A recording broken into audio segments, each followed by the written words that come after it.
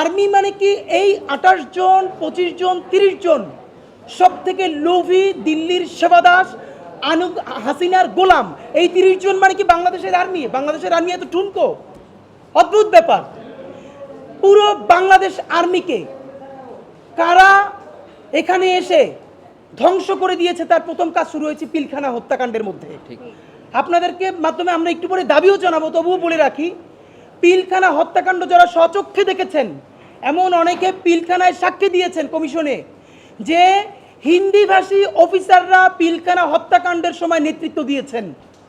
আমার সেনাবাহিনী, আমার দেশপ্রেমিক সেনাবাহিনী, বাংলাদেশের স্বাধীনতা সার্বভৌমত্বের ভ্যানগার্ড সেনাবাহিনীকে যখন প্রকাশ্য দিবালোকে ঢাকার প্রাণকেন্দ্রে 2 দিন ধরে হত্যা করা শুধু হয় না, তার লাশটা তাপসের গাড়িতে উঠে পুড়িয়ে দেওয়া হয়, তাদের লাশগুলো তাদের স্ত্রী সন্তানরা ড্রেন থেকে টেনে টেনে বের করে, স্ত্রীকে মুহুর্মুহু ধর্ষণ করে তারপরে তার সামনে স্বামীকে হত্যা করা হয়, তখন এই সেনাবাহিনীর 25 জন 30 জন যারা আজকে লেফটেন্যান্ট কর্নেল মেজর জেনারেল, এই জেনারেলটা কোথায় ছিল আমরা জানতে চাই।